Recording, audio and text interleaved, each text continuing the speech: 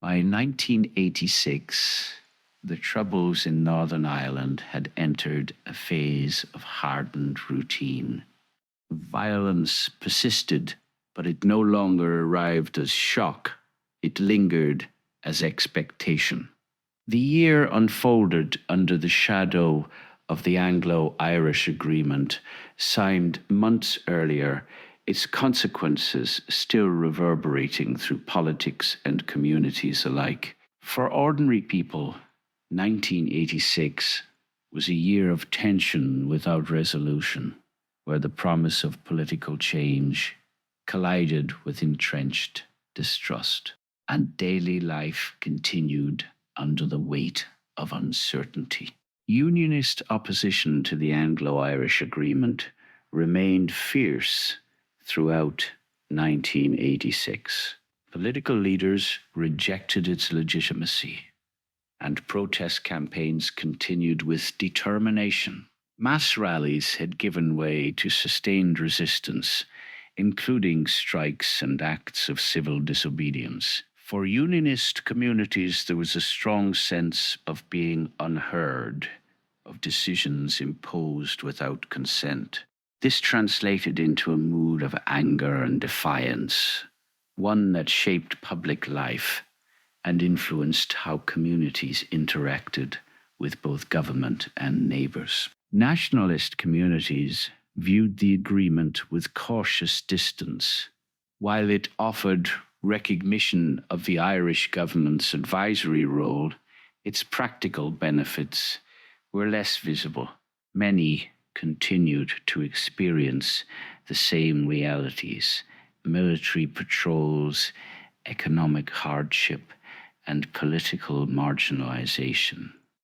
The agreement, though significant on paper, did not immediately change conditions on the ground. For ordinary people, it became another layer in an already complex situation, offering hope to some, skepticism to others. Paramilitary activity remained a central feature of 1986. The IRA continued its campaign targeting security forces and infrastructure, while loyalist groups carried out retaliatory attacks. Violence was not constant, but it was frequent enough to shape behavior. A journey delayed, a road avoided, a gathering cancelled. These were small adjustments made in response to the possibility of danger. Each incident reinforced a cycle where fear and retaliation fed into one another. One of the most significant internal developments within republicanism occurred in 1986, when Sinn Féin voted to end its policy of abstentionism regarding the Irish Parliament in Dublin. This marked a shift in strategy, signalling a greater willingness to engage in political processes alongside armed struggle. For supporters, it represented pragmatism and evolution. For critics, it raised questions about direction and legitimacy. For ordinary people, it hinted, quietly, at the possibility of politics beginning to play a more prominent role. The British Army presence remained extensive. Border regions were heavily fortified, with watchtowers and patrols designed to disrupt paramilitary movement. In urban areas, soldiers continued to patrol streets and support police operations. For many, this presence had become part of the landscape. Children grew up recognizing uniforms and vehicles as familiar sights. Yet familiarity did not equate to acceptance. In nationalist areas, especially, the presence was often viewed with hostility or resignation.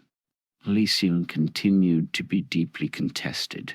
The Royal Ulster Constabulary operated under constant threat, facing attacks from paramilitaries while also dealing with community mistrust. Allegations of bias persisted, particularly in nationalist areas. For ordinary citizens, interactions with police were often avoided unless necessary. This absence of trust created a vacuum where informal systems of community control sometimes emerged, reinforcing divisions and complicating efforts at law enforcement. Economically, 1986 offered little relief. Unemployment remained high and opportunities were limited. Young people, in particular, faced uncertain futures.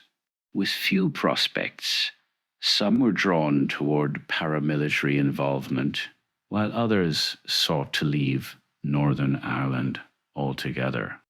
Emigration became a quiet but steady response to the lack of opportunity. For families, this meant separation.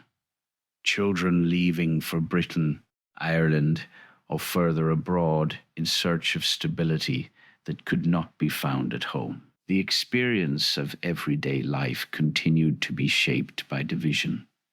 Housing remained largely segregated, with communities defined along religious and political lines. Murals, flags, and symbols marked territory, serving both as expressions of identity and warnings to outsiders. Crossing into another area could carry risk, particularly at night. For many, life was lived within clearly defined boundaries, limiting interaction and reinforcing separation. Education reflected these divisions. Schools were predominantly segregated, reinforcing separate narratives from an early age. Children learned not only academic subjects, but also the unspoken rules of their environment, where it was safe to go, how to respond to tension, and how to interpret the symbols around them. In 1986, childhood was shaped by awareness, where even play could be influenced by the realities of the world beyond the classroom. The prison system remained a significant aspect of the conflict. Republican and loyalist prisoners continued to maintain strong identities and influence within their respective communities. Families of prisoners faced ongoing emotional and financial strain. Visits were often difficult, and the stigma associated with imprisonment added another layer of hardship. Prisons were not isolated from society. They were deeply connected to the broader dynamics of the Troubles. Media coverage in 1986 continued to focus on violence and political developments. Television and newspapers reported on bombings, shootings, and protests, shaping how the conflict was understood both locally and internationally. Yet for those living within Northern Ireland, these reports captured only part of the experience. The quieter aspects of life, the routines, the resilience, the small acts of normality, remained largely unseen. Women continued to play vital roles within communities, managing households, supporting families, and engaging in community initiatives. They were often a stabilizing force amid uncertainty. Many also became involved in peace movements, advocating for dialogue and reconciliation. Their contributions, though less visible in official narratives, were essential to maintaining social cohesion and offering alternative paths forward. Religious institutions maintained their influence, though their role was complex. Churches provided support and guidance, but they also reflected broader divisions. Clergy often spoke about peace and reconciliation, yet their messages were received differently depending on the audience. For many, faith offered comfort and a sense of continuity, even as it remained intertwined with identity and division. Despite the challenges, moments of ordinary life persisted. Weddings, birthdays, and community events continued, offering brief respite from the pressures of conflict. Sports, particularly football and Gaelic games, provided outlets for energy and identity. Pubs and social gatherings allowed people to connect, share stories, and momentarily escape the realities outside. These moments were not trivial. They were acts of resilience. The border continued to shape daily life. Heavily monitored and often tense, it represented both division and connection. For those living near it, crossings were part of routine, though rarely simple.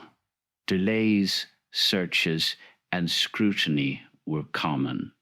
Yet trade and relationships persisted, demonstrating a quiet resistance to the barriers imposed by politics and security concerns. By mid-1986, there was a growing sense of fatigue within society. The conflict had endured for so long that many struggled to imagine an end. Conversations about the future were often cautious, shaped by experience and disappointment. Yet beneath this fatigue, there were signs of change, subtle shifts in political strategy, small efforts at dialogue, and a shared desire, however tentative, for something different. Community initiatives, though often overshadowed, continued to work toward understanding. Local groups, churches, and individuals sought to bridge divides, creating spaces for conversation. These efforts were rarely dramatic, but they were significant. They represented a recognition that lasting change would require more than political agreements. It would require shifts in perception and relationships. The year closed without resolution. Violence had not ceased, divisions remained, and political tensions persisted. Yet 1986 was not without significance. It marked a continuation of endurance, but also the emergence of subtle changes within politics, within communities, and within the quiet hopes of ordinary people.